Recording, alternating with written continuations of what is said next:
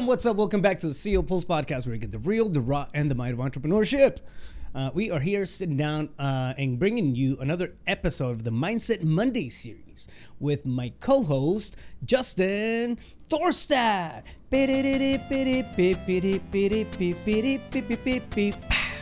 Sounds like the Mexican Mario. Yeah, sort of, I guess. Yeah. Yeah. That's good, man. Yeah, I like it. Yeah. Well done. That was actually a Thank you for that custom intro. La Bamba, but yeah. Oh, okay. It's Tomatoes, you know, so. whatever Yeah. works. So, bro, I was trying to be creative, man. I liked it. Why are you judging my creativity? No, it was. I feel like we should talk on this credit. episode about the importance of having a creative outlet. That would be fantastic. You see what I did there? Yeah, there's power in that. You see what I did there? Yeah. I noticed. Yeah, so. I think everybody else did too.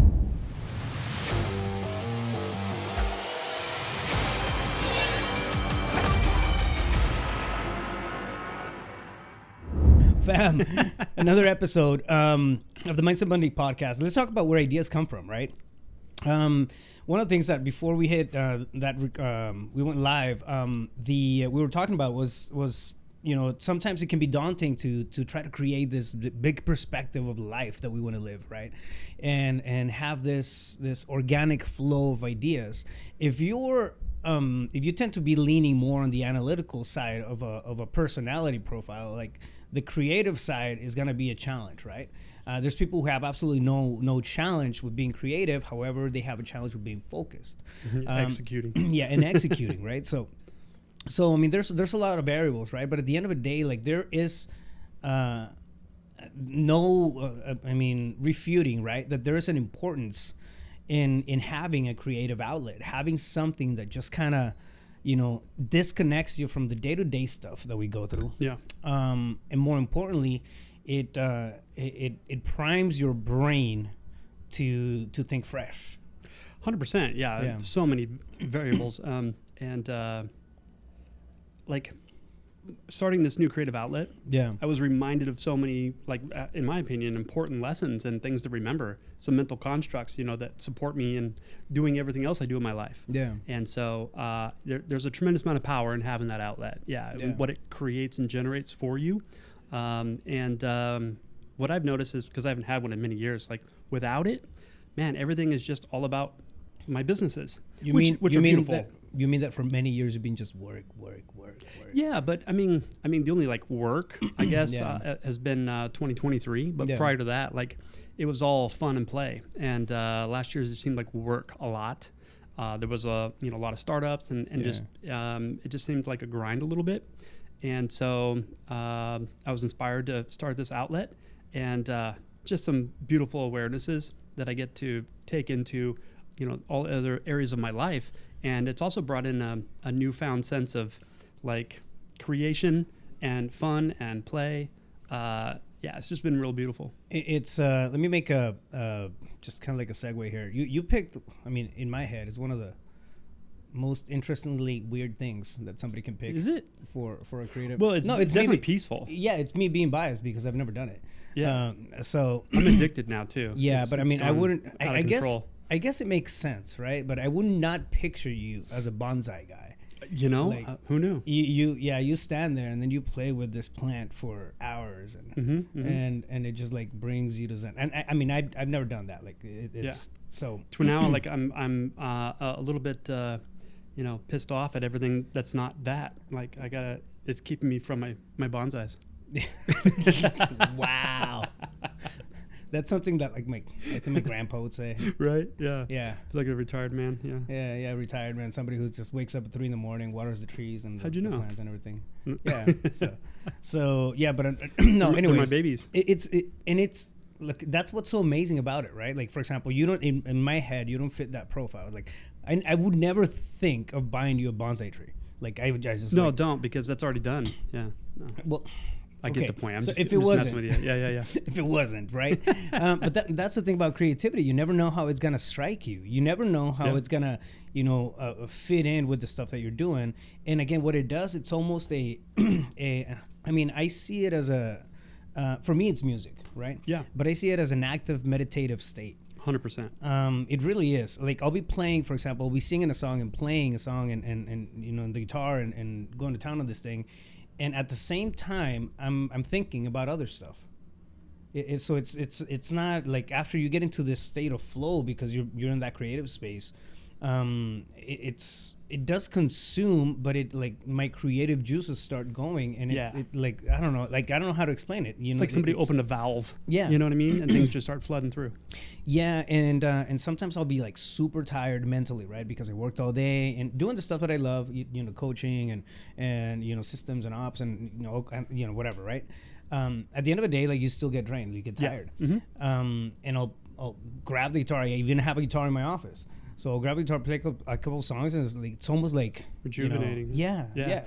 Well, you know, I think it just goes to show like one of the powers of having that creative outlet is, you know, you're so focused on what you're doing because it's just for play, it's just for fun, it's just for an expression, right? It's an art form, if you will. Yeah. And that puts you in a state where you don't have to use your mind to really focus on a task per se. You're just being with the moment, the situation, what you're doing. Yeah. And that's mindless, yet focused. It's a weird dichotomy.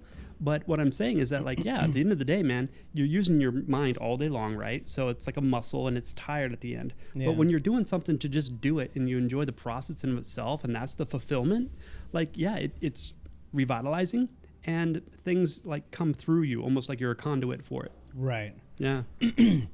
I heard this a while back, and I don't know where it came from, but when you're tired, work out your mind. When your body's tired, work out your mind. When your mind is tired, work out your body, right? Yeah. If they're both tired, then take a nap. But it's like a lot of times it's gonna be, you know, pumping that blood flow through it, or you know, the same as ideas. So it's important to just have the awareness, right? That we're not robots. We're meant to think. We're meant to be creative. We're meant to come up with stuff that's, you know, in the realm of critical thinking, right? And if all we're doing on a day-to-day is just going through the motions without adding some salt and pepper and spice into our thought process alone, right? Variety. Variety, yeah, exactly. Like, how long do you think that's gonna last before you get burned out? Yep. I hate it when people say, "I'm bored." Dude, it's a I mean, pardon my French, but it's a fucking trigger. Oh man, I am bored. Follow me around for a day. Like, no, if you're bored, you're being boring. Like, just thank you. Yeah, it's you.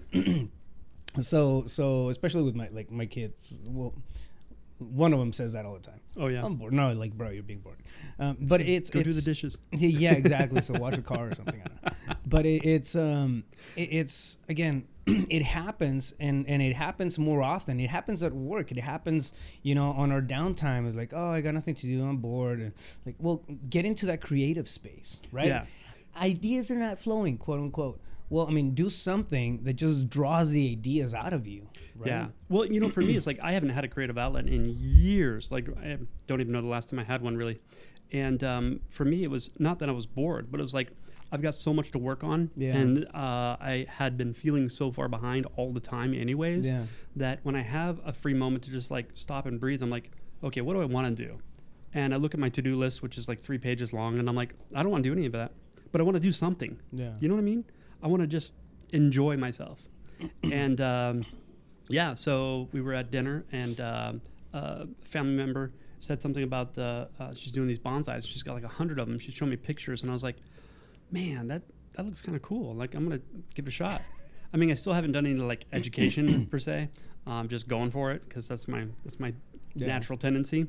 And I've got a bunch of plants now, and I'm just, you know, shaping them and cutting them and whatnot. And man, it's rejuvenating, really, to just like, if you think about it, like if you're bored or you're burnt out, either way, like to have something that you can do that is mentally stimulating, it's peaceful, it's fun. Man, it's put me in a flow state. Like, I'm all in the situation without really thinking. It's weird to articulate that, but it's identical to a flow state. You know, when like hours can pass and you look at the time, you're like, oh shit, I thought it was 15 minutes. It's been 3 hours.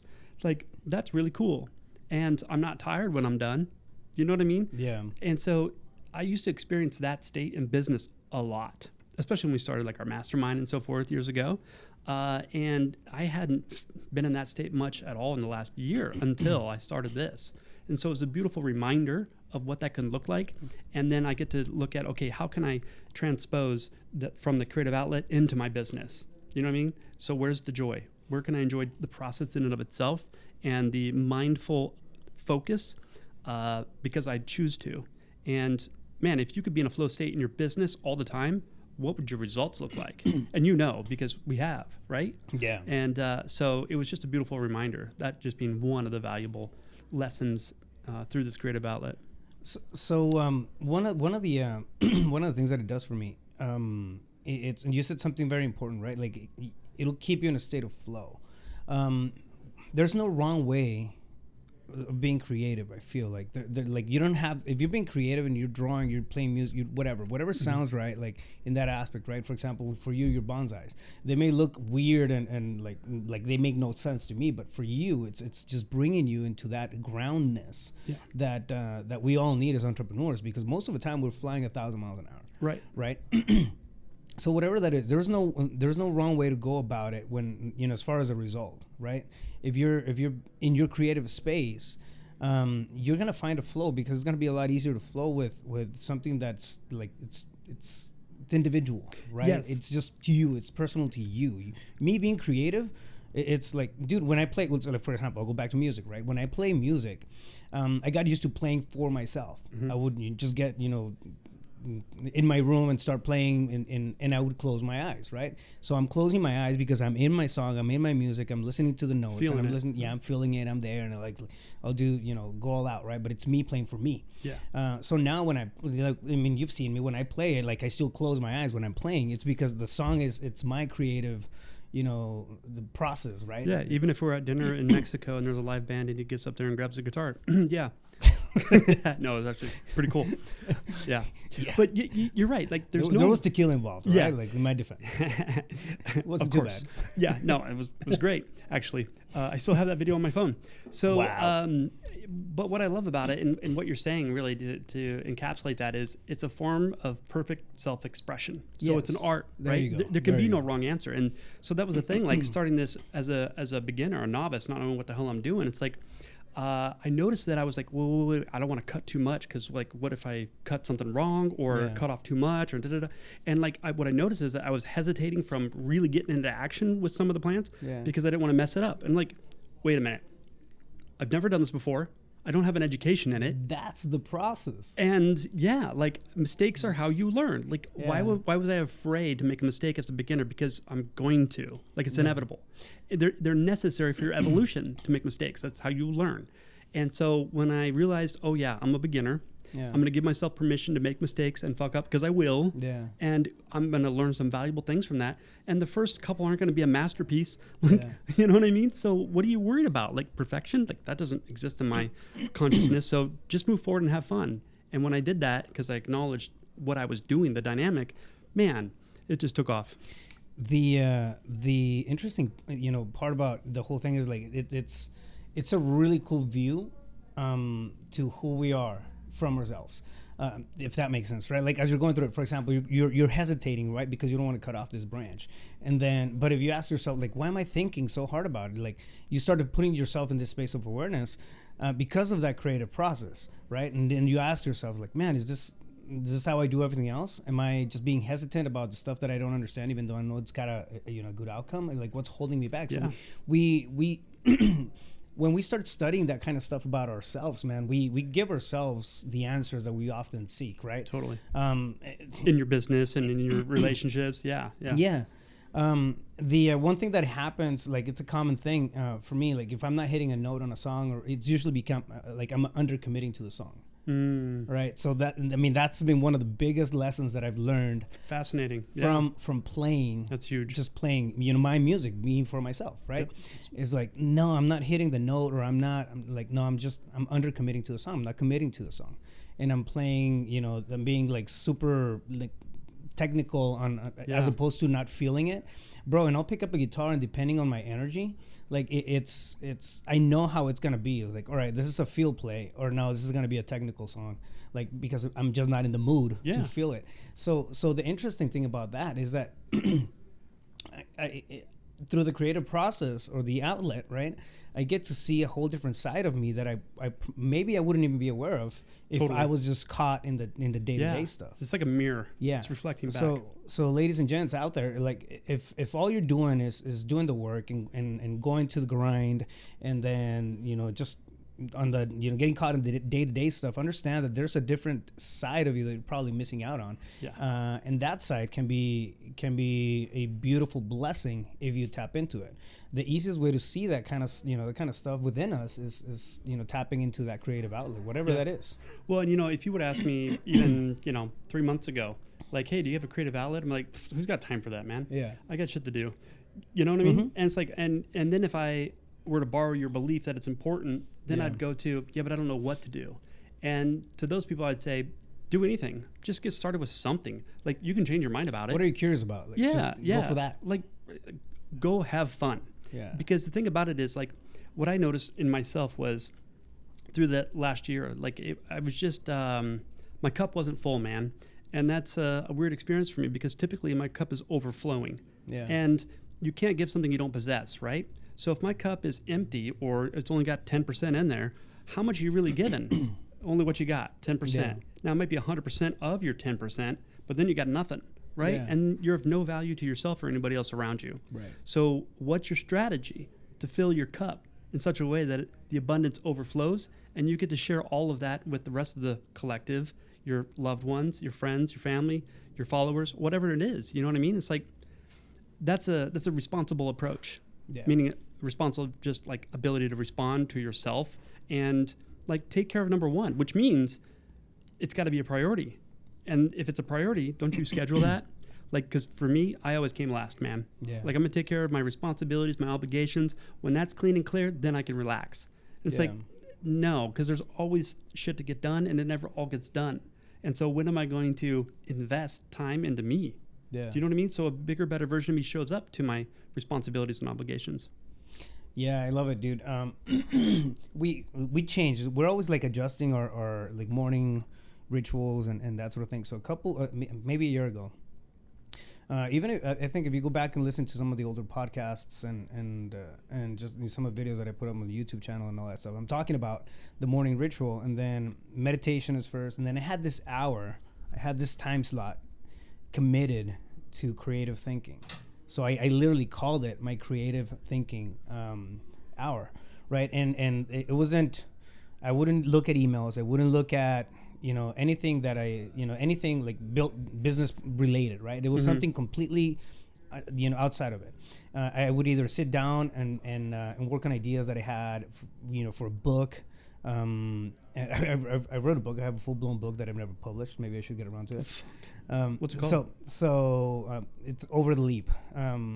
So it's an entrepreneurship book. It's really good. Oh, weird. Yeah. So I'm still playing around. Like, I have a couple names. Anyways, the final editing hasn't happened, but I've been working on that as a passion project for a while, right? And I would, like, that was my hour when I would go in there and then actually, work on the book. It's fascinating. Or I just found out about this. Grab the guitar. I think I mentioned it a while back. I haven't made noise, around it. I should publish it. It's not on accident. I'll publish it this year. How's that? We're going to talk after we hit stop. Yeah. But I had that time in there that was specific for creative thinking. It wasn't journaling. I would do my journaling during my meditation, right? It was just like, that was generating ideas. It's just getting excited about like the potentiality of life, right? Possibilities. How grand can it be? And just fucking thinking outside the box. Yeah. And I pulled back from it. I think it just got busy. The schedules with the kids and everything. It's easy not to do it. It's easy not to do it, right? Mm-hmm. So thankfully, like, music has always been a thing for me. So I always go back to music, to my guitar, and I make it a 20-second thing. One of the oldest principles in productivity is, like, if you want to do something and build a habit, make sure that you can get to that within 20 seconds. So you see guitars all over my house. Yeah. I have a guitar in The my whole wall. bedroom. Yeah. I have 18 guitars on a wall. I have 2 other guitars in my office. Yeah. Another guitar. So it's just because I want to play guitar, right? So it's 20 seconds to picking up that thing and I'll play. So I feel like that's the one thing that kind of has helped me keep that creative outlet going. But being intentional matters, right? Carving out time to, okay, this is. I mean, we carve out quote unquote me time. For Netflix or whatever. But like, Call of Duty or something. Yeah, something like that, right? It's my me time. But why not, intentionally creating this space for bigger thinking? Yeah, and the difference between relax if you play Call of Duty. I'm not dogging on that. I'm just saying he is. Something that puts you in a beautiful elevated flow state. Do you know what I mean? Yeah. Like that would be the highest and best. And hey, listen, if you find yourself in that state with playing war games, like cool, but something that's really an expression of you, right? Not just something you do. You know what I mean? It's an art form. Yeah. It's interesting. I was talking about like this morning. I was actually talking to a lady who she's a musician. She does real estate, does mortgages, and she plays. So she actually performed at the Christmas party this year here at the office. Crushed it. It's like, hey, so we were talking about she wanted to do some other stuff and whatnot, and like she had a great rendition of Tennessee Whiskey, right? And this is one of my favorite songs. I love that song, but she crushed it. And I told her, I said, like, yeah, I mean, I felt when she was singing it, she was singing it with a passion, right? And usually what happens is we'll have a creative outlet and then look at that creative outlet as okay, it's my passion. I'm gonna try to monetize it. I'm gonna try to do whatever, right? Like when I used to play at nightclubs, I used to play at bars in Mexico and do the whole gig thing, and a lot of my friends just kind of stuck with music, right? So they turned it into a job, in that creative outlet. After a while it became like, man, it's just a job. Like I'm not playing with the same energy. I'm not playing. So it stops being that creative outlet and because it gets tasky. And now a creative outlet, I think by definition, right, it's something that just brings that other energy. It just draws it out. I mean, I don't know. It can be crafting. It can be, whatever. Anything, yeah. Anything, right? I made a little video and someone said that they used to color. It's like they're not going to monetize that, and they don't need to. But I will say this, because I've had a couple private clients, coaching clients, that they have that creative outlet, and they just lose all track of time, and their product is really amazing. Yeah. And I said, "What? Why don't you monetize that?" And they said the same thing, as they were afraid that would happen. Yeah. And it's like, yes, you can fall down that path if you're not paying attention, but if you're doing it in addition to how you earn your money, and you don't require that money, it's not the thing, right? Yeah, you're not doing it for the money. But once you flip that script and you start doing it for the compensation, like now it becomes a task. Yeah, because you have different energy behind it. It's not creative anymore. It's survival. Yeah, well, no, yeah, but there's a book I read, and it talks about like extrinsic and intrinsic motivators. I think we did an episode on part of it, but they took these artists and they said, okay, we want you to just paint whatever you want to paint, and it's just an expression of you. And they painted these paintings, and then they had another control, same artist, do commission pieces. So a client hired them, told them what they wanted, and they painted it.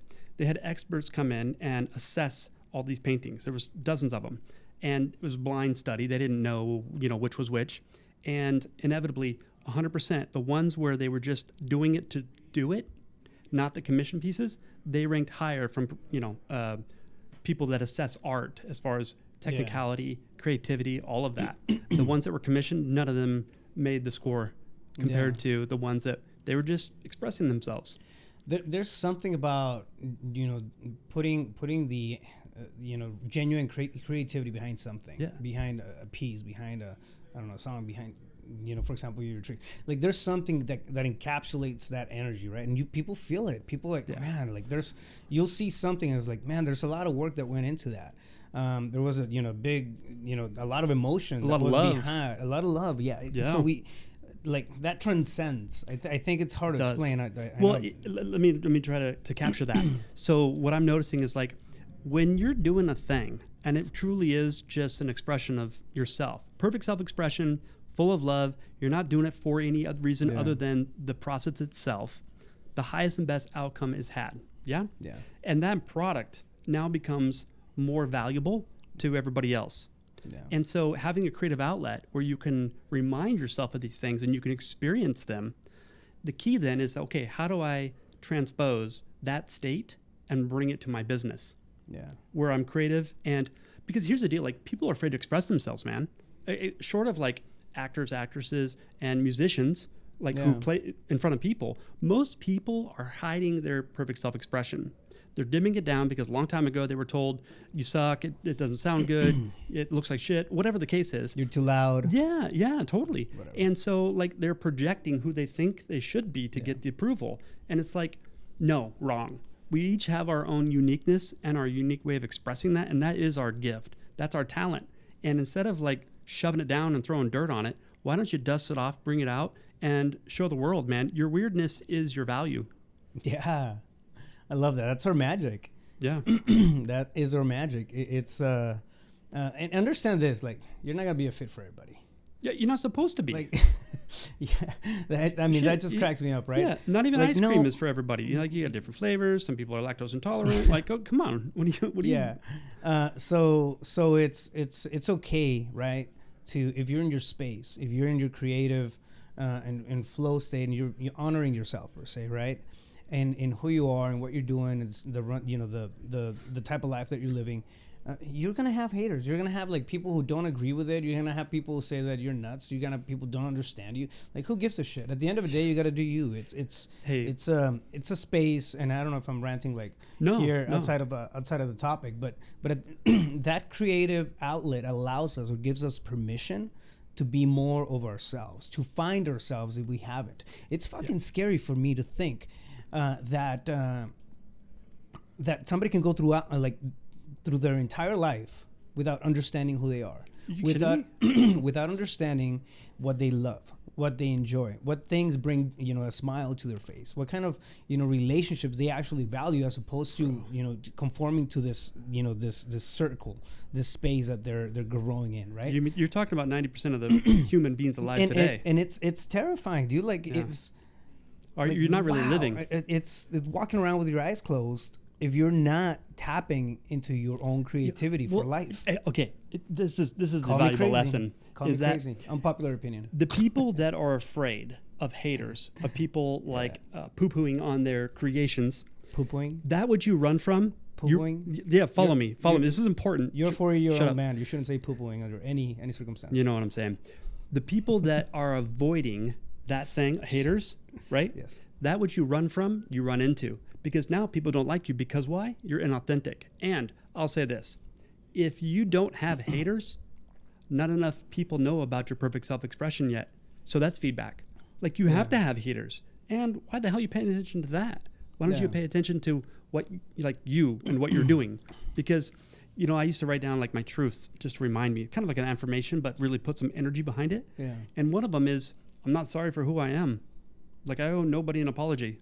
If you don't accept it and you hate it, cool. But love me, hate me. If you're paying attention, you feed me energy. So thanks. Yeah. Like, you know what I mean? Like, you haven't pushed it out there enough to where so many people know that you found the ones that don't align, that don't resonate with you. Yeah. That's great. And why do you care? Yeah. Exactly. So understand that, right? The creative outlet. I can think of a few people who I know that, like, man, like, this person is a character. But it's almost to be admired. Not almost, like, honestly, like, I admire that type of ownership of their own truth. It's like, a virtue, I think. Yeah. So like to I feel like to most of the world, like, this person is a little disconnected. It's out of whack. But when you see the honesty in what they're going through, the way they're living their life, the way they're honoring themselves, the way they're not ignoring the world around them, but embracing the world around them. Like, this is what it is, but this is who I am. This is who I stand for, or what I stand for. Unapologetically. being Authentically. Me. Yeah. Authentically. Yeah. And it's incredible, right? Like, to find that type of person going through life, right? What's happened behind all that stuff, a lot of self-awareness conversations, a lot of time spent thinking. Accepting self. Yeah, accepting who I am. A lot of hours in being creative as to what the outlook of their life is like. So it's not by accident. I feel like at this day and age, everything's so confusing as we're growing up that it's hard to stay in authenticity unless it's intentional.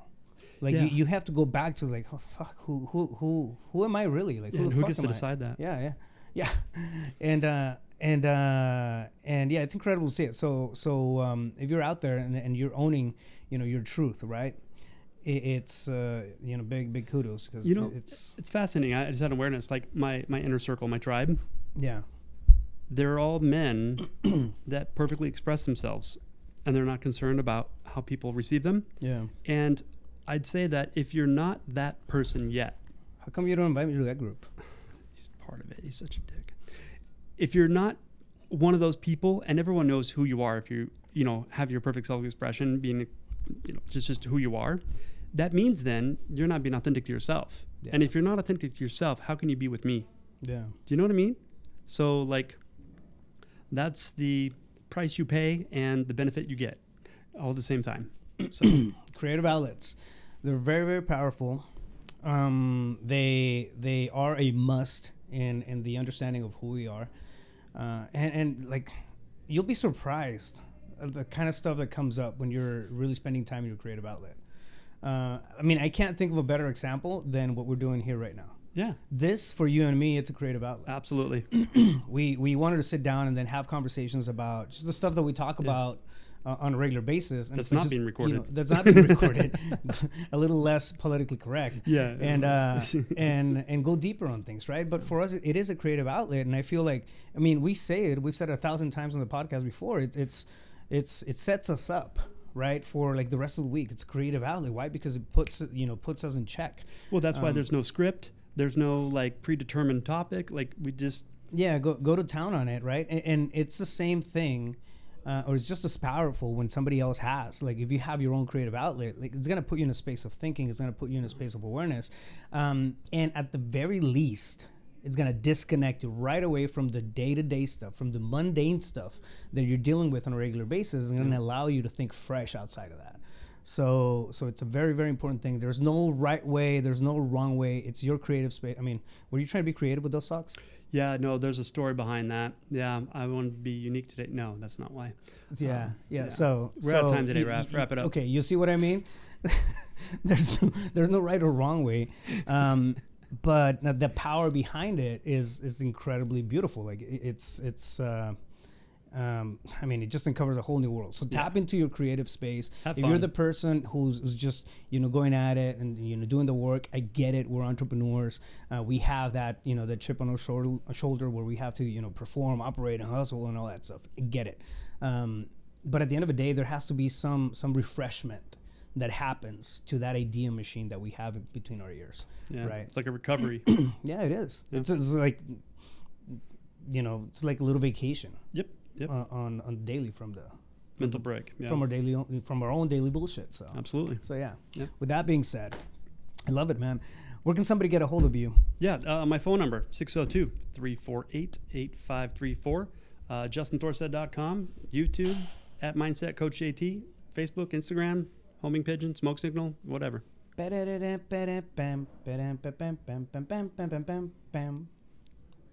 the Mexican Mario. That was good. Mexican Mario song. Or La Bamba, whatever you want to call it. Yeah. Potatoes. All right, fam. I hope you enjoyed the podcast as much as I did. Do us a favor, right? Subscribe, like, and share. Send this out to somebody who you think might benefit from just hearing two lunatics talk about mindset and entrepreneurship and business and just, putting ourselves out there. But do us a favor. Help us spread the love. It's a two-way street. If you have something that you want us to bring up or have a conversation with us, either come into the show. We have space for one more. Yeah. Or drop it in the comments, right? We'll be sure to address it. And then with that being said, I love you all. Stay focused. You got this. Let's go.